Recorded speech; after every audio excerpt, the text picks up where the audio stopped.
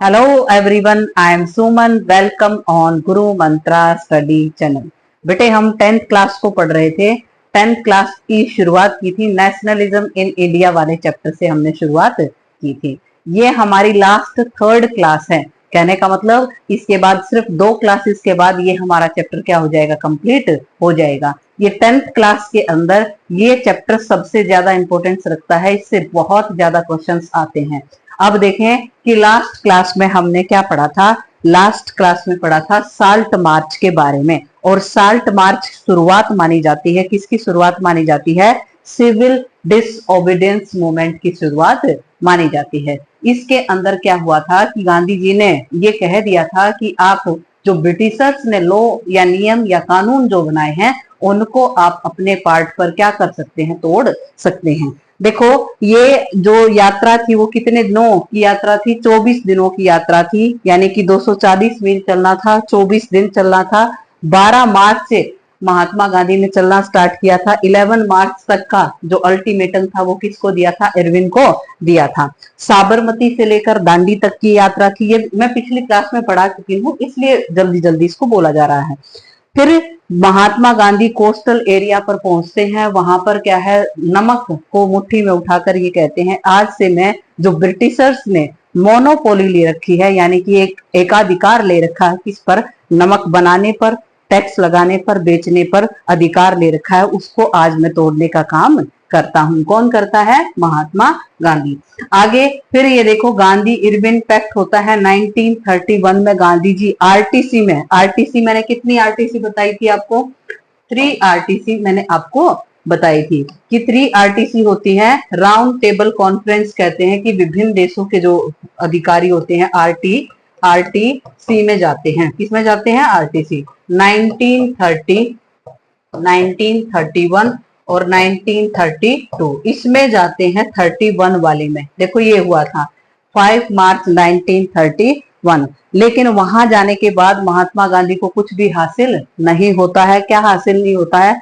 वहां पर BR अम्बेडकर भी जाते हैं, यानी कि तीनों आरटीसी में अकेले जाने वाले कौन व्यक्ति थे? BR अम्बेडकर थे। तो इनके साथ विचारों में कन्फ्लिक्ट हो जाता है और वहां से वापस लौट जाते हैं। कौन लौटते हैं? महात्मा गांधी। और महात्मा गांधी ये कहते हैं कि मैं देश के अंदर वापस जाने के बाद मैं अब क्या करने वाला हूं? सिविल डिसओबीडियंस मूवमेंट को वापस से स्टार्ट करने वाला हूं। तो इस तरीके से ये जो मूवमेंट है इसको आगे वापस आने के बाद महात्मा गांधी स्टार्ट करने की सोचते हैं, लेकिन 1934 में ये जो मूवमेंट था वो क्या हो जाता है? अपने आप ही रुक जाता है। क्यों? क्योंकि जो ये मूवमेंट था, बार बार महात्मा गांधी जी क्या कर रहे थे? मूवमेंट को स्टार्ट कर रहे थे, कॉल ऑफ कर रहे थे। इससे जनता क्या हो जाती है? नाराज हो जाती है। किससे नाराज हो जाती है? महात्मा गांधी से नाराज हो जाती है। और 1934 में ये मूवमेंट क्या हो जाता है? रुक जाता है। अब यहां से आज का जो हमारी क्लास है वो क्या होती है? स्टार्ट होती है। देखो क्या, हाउ द पार्टिसिपेंट्स सां द मूवमेंट, यानी कि अलग अलग जो कम्युनिटी थी वो इस मूवमेंट को किस तरीके से देखती थी। पहला पॉइंट क्या है? Rich farmer. क्या है? Rich farmer. रिच फार्मर का मतलब क्या होता है? अमीर किसान या फिर लैंड लॉर्ड्स। ऐसे किसान जिनके पास जमीन के काफी बड़े बड़े हिस्से होते हैं वो क्या कहलाएंगे? रिच फार्मर कहलाएंगे। और लैंड लॉर्ड्स उनको कहते हैं जो कि ब्रिटिशर्स के नीचे काम करते हैं, यानी कि उनको कुछ न कुछ जमीन का हिस्सा क्या कर रखा है? अलॉट कर रखा है। उनको यहां से क्या निकालना है? टैक्स निकालना है। इनको लैंड लॉर्ड्स या फिर इनको जमींदार कह सकते हैं। क्या कह सकते हैं? जमींदार। ये ब्रिटिशर्स के लिए काम करते थे। तो ये कहते हैं कि सिविल डिसओबीडियंस मूवमेंट, सविनय अवज्ञा आंदोलन। कौन सा आंदोलन? सविनय अवज्ञा आंदोलन में जो रिच पीजेंट थे और लैंड लॉर्ड्स थे उनका क्या रोल था? अब ये क्या करेंगे? ये खेती पर काम करेंगे, यानी कि एग्रीकल्चरल प्रोडक्शन पर काम करेंगे। और जिनके पास जमीन ज्यादा होती है, यानी कि जमीन का हिस्सा ज्यादा उनके हिस्से में होता है, तो वो क्या करते हैं? वो कमर्शियल क्रॉप्स उगाते हैं। कमर्शियल क्रॉप्स का मतलब क्या होता है? ऐसी क्रॉप जिनका उद्देश्य ज्यादातर क्या कमाना होता है? प्रॉफिट कमाना होता है। तो जैसे गन्ना हो गया, गन्ने से क्या बनती है, शुगर बनती है, उनको जो गन्ना है उसको मिल तक पहुंचाने का काम किया जाता है। तो इस तरीके से ये जो बड़े बड़े फार्मर्स होते थे, ये बड़े लेवल पर क्या करते थे, प्रोडक्शन करते थे। तो अब ये जो ब्रिटिशर्स थे, ये ब्रिटिशर्स हाई टैक्स लगाते थे। किस पर टैक्स लगाते थे, ये रिच फार्मर्स पर टैक्स लगाते थे, जिसके कारण ये जो हाई रेवेन्यू है वो देना इनके लिए पॉसिबल नहीं होता था। देखो ये रहा कि high revenue prices of the agricultural goods, यानी कि जो एग्रीकल्चरल गुड्स थे, यानी कि प्रोडक्शन जो होता था, जितना भी प्रोडक्शन होता उसका बड़ा सा हिस्सा कौन ले जाते थे, ब्रिटिशर्स ले जाते थे, जिसके कारण ये जो रिच पीजेंट्स थे या लैंडलॉर्ड्स थे, ये किसका साथ देते हैं, महात्मा गांधी का साथ देते हैं। किस मूवमेंट में, CDM, सिविल डिसओबीडियंस मूवमेंट में ये साथ देते हैं और असिस्टेंस करते हैं। असिस्टेंस का मतलब क्या होता है, सहायता करते हैं। देखो किसी भी मूवमेंट को अगर आपको चलाना है ना, तो सबसे बेसिक जो नीड रहेगी ना, वो क्या रहेगी, पैसे की रहती है। कोई भी मूवमेंट आगे बढ़ाना है तो पैसे की जरूरत होती है। तो ये रिच फार्मर और लैंडलॉर्ड्स ये सहायता करते हैं महात्मा गांधी के मूवमेंट में, और किससे, पैसे से सहायता करते हैं कि इस मूवमेंट को आगे बढ़ाएं, और हमारा अगर टैक्स या रेवेन्यू कम हो जाए तो बहुत बेहतरीन बात ये रहेगी। तो देखो, resentment against the government, fight for the swaraj, ये कह रहे हैं कि जो ये रिच पीजेंट्स थे वो नाराज थे। किससे नाराज थे, ब्रिटिशर्स थे। Fight for the Swaraj was struggle against the high revenue, यानी कि बहुत ज्यादा रेवेन्यू इन्होंने क्या है, जो फर्स्ट वर्ल्ड वॉर था उसके बाद बहुत ज्यादा टैक्स इन्होंने इंक्रीज कर दिया था, जिसके कारण इंडियन रिच फार्मर और लैंडलॉर्ड्स काफी ज्यादा परेशान थे। किससे परेशान थे, ब्रिटिशर्स से परेशान थे। तो वो चाहते थे कि क्या है, जो रेवेन्यू है वो कम हो जाए। अब देखो इसके अलावा पुअर पीजेंट्स, पुअर पीजेंट इसका ऑपोजिट हो गया ये, कि रिच फार्मर या फिर लैंडलॉर्ड्स, और इसका अपोजिट कौन, पुअर पीजेंट्स। इसको सुनो, ये क्या किस तरीके से काम करते थे। कोई भी गरीब किसान है, यानी कि कोई खेती कर रहा है, आप ये मानो ये रिच फार्मर है, उससे इसने किराए पर एक एकड़ जमीन को लिया और यहाँ पर ये क्या करेगा, खेती करेगा। लेकिन इस पर खेती करने के लिए ये रिच फार्मर को क्या देगा, किराया देगा, यानी कि फेयर देगा, या फिर टेनेंट जिसको बोला जाता है। एक टेनेंट वर्ड आपकी जो बुक है उसके अंदर मिलेगा, जिसमें ये कह रहे हैं कि कोई भी छोटा किसान अगर बड़े किसान से जमीन के टुकड़े को बोने के लिए लेता, तो उसके लिए उसको क्या देना पड़ता, रेंट देना पड़ता, किराया देना पड़ता। और जो किराया होता वो काफी ज्यादा होता था, जिसके कारण जो ये गरीब किसान था उसको कुछ भी नहीं बचता था। तो देखो, high revenue unpaid rent to be remitted, ये कह रहे हैं कि ये जो पुअर पीजेंट्स थे, जो सिविल डिसओबीडियंस मूवमेंट में पार्टिसिपेट कर रहे थे, उनका ये सोचना था कि महात्मा गांधी क्या करेंगे, हमारा ये हद से ज्यादा जो आपका टैक्स बढ़ गया है उसको कम करवाने का काम कौन करेंगे, महात्मा गांधी करेंगे। Radical movements, the Congress was unwilling to support, यानी कि सपोर्ट आएगा यहाँ। देखो कि ये जो बहुत ही गरीब किसान होते थे ना, इनके लिए जो कांग्रेस थी वो इच्छा नहीं रखती थी कि हम इनका क्या करें, सपोर्ट करें। क्यों नहीं रखती थी, क्योंकि मैंने बताया ना कि ये रिच फार्मर और लैंडलॉर्ड सहायता करते हैं। किससे सहायता करते हैं, पैसे से सहायता करते हैं। अगर ये पुअर फार्मर रिच फार्मर के लिए काम करते हैं, अगर महात्मा गांधी इनके रेवेन्यू कम करने की बात करेंगे, तो अपने आप कौन नाराज हो जाएंगे, रिच फार्मर या लैंडलॉर्ड्स नाराज हो जाएंगे। लेकिन अब मूवमेंट्स को चलाने के लिए पैसे की जरूरत होती थी, और पैसे की सहायता कौन कर रहे थे, ये रिच फार्मर और लैंडलॉर्ड्स कर रहे थे। सो कहने का मतलब ये है, पुअर पीजेंट्स या गरीब जो किसान होते थे उनका साथ नहीं देती। कौन नहीं देती, कांग्रेस नहीं देती।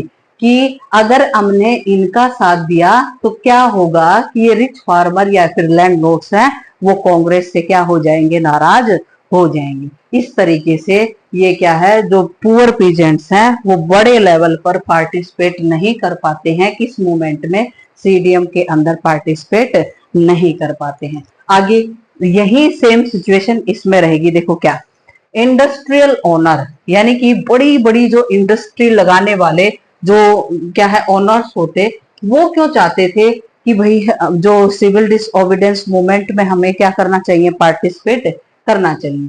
आगे देखो इनका क्या उद्देश्य था। ये बड़े बड़े ओनर थे, जब फर्स्ट वर्ल्ड वॉर होता है ना, तो ट्रेड पर बहुत इंपैक्ट पड़ता है। किस पर इंपैक्ट पड़ता है, ट्रेड पर।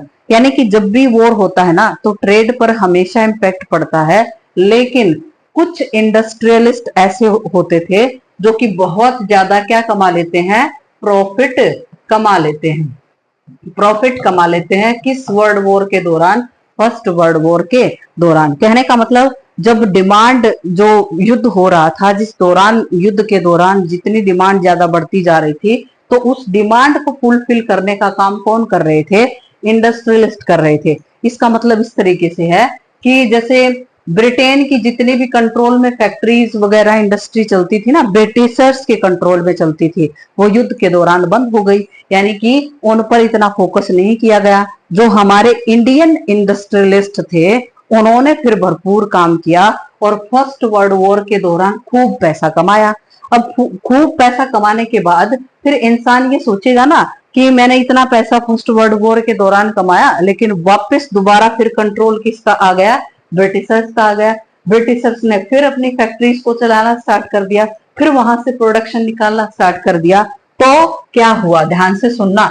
जो इंडियन इंडस्ट्रियलिस्ट थे, कौन थे, इंडियन इंडस्ट्रियलिस्ट थे, वो उनका क्या हुआ कि उनका एक्सपोर्ट पर पाबंदी लगा दी। यानी कि इंडियन अपने इंडस्ट्री में जो भी प्रोडक्शन करते थे, उसके एक्सपोर्ट पर यानी कि विदेशों में उस सामान को भेजने पर क्या लगा दी, पाबंदी लगा दी। और इंपोर्ट को खोल दिया। कहने का मतलब अब इंपोर्ट तो ज्यादा होगा, कहां से ज्यादा होगा, विदेशों से ज्यादा होगा, और एक्सपोर्ट क्या होगा, कम होगा। किसी भी देश में अगर उसकी आर्थिक स्थिति को बेहतर करना है, तो इंपोर्ट हमेशा कम होना चाहिए और एक्सपोर्ट क्या होना चाहिए, ज्यादा होना चाहिए। लेकिन यहाँ इन्होंने क्या कर दिया, इसका उल्टा कर दिया कि जो इंडस्ट्रियलिस्ट थे, जो इंडियन इंडस्ट्रियलिस्ट थे, उनके सामान को यानी उनका जो गुड्स था, उनको बाहर जाने से रोक दिया। तो जिसके कारण ये बहुत ज्यादा नाराज थे। कौन नाराज थे,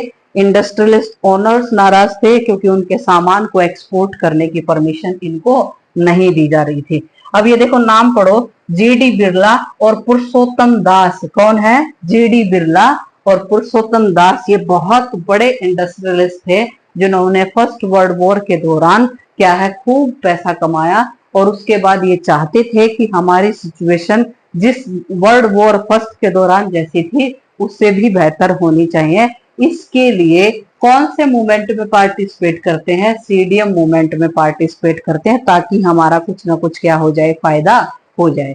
ये साथ में ऐसा भी करते हैं कि जो ये इंडस्ट्रियलिस्ट होते हैं, ये रिच फार्मर ने जिस तरीके से कांग्रेस के मेंबर्स की सहायता की थी, ये भी उनकी सहायता करते हैं। यानी कि पैसे से सहायता करते हैं कि आप इस मूवमेंट को आगे बढ़ाएं, हम आपके साथ हैं। तो इस तरीके से ये इंडस्ट्रियलिस्ट भी किस में पार्टिसिपेट करते हैं, सीडीएम के अंदर पार्टिसिपेट करते हैं। लेकिन 1931 में महात्मा गांधी सेकंड आरटीसी में जब जाते हैं, ध्यान से सुनना, किस में जाते हैं, सेकंड आरटीसी में जाते हैं, तो इंडस्ट्रियलिस्ट बहुत ही यानी कि जो ओनर्स होते हैं वो बहुत नाराज होते हैं कि हम तो इतना असिस्टेंस कर रहे हैं, हम इतनी सहायता कर रहे हैं, और महात्मा गांधी को ये बातें समझ में ही नहीं आ रही कि हम इतनी सहायता और एग्रेसिव तरीके से इस मूवमेंट को आगे लेकर जाना चाहते हैं, ताकि हमारा जो एक्सपोर्ट है वो बहुत बेहतरीन तरीके से हो सके। लेकिन गांधी जी ने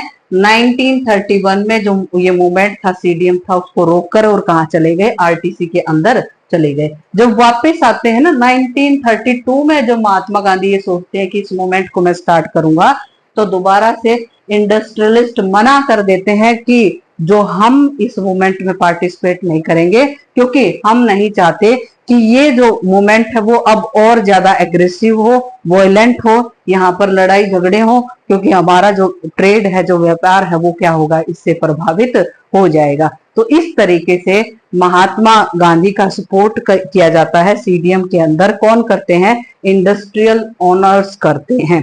आगे देखो, अब इंडस्ट्री में वर्कर्स, देखो हमेशा ऑपोजिट बातें होती हैं।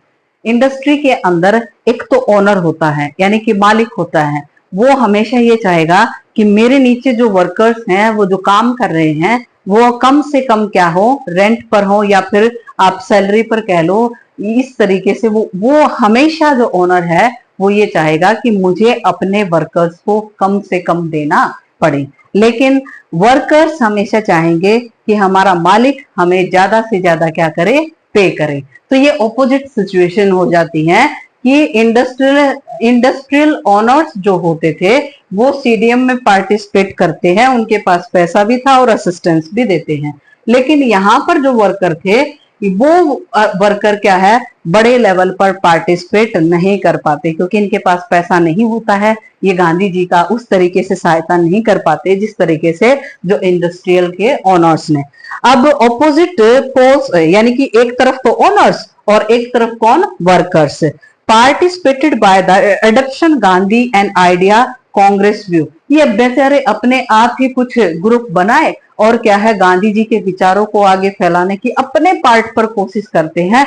लेकिन जो कांग्रेस होती है, यानी कि जो कांग्रेस होती है, वो खुलकर किसके साथ नहीं आती, इंडस्ट्रियल वर्कर के साथ नहीं आती कि हम आपके साथ हैं। ये जो इंडस्ट्रियल ओनर्स हैं, वो सच में उनको आपकी क्या बढ़ानी चाहिए, जो पेमेंट है, सैलरी है, उनको इंक्रीज करना चाहिए। तो खुलकर कांग्रेस किसके साथ नहीं आती, वर्कर्स के साथ नहीं आती। साथ किसका लेती है, ओनर्स का लेती है।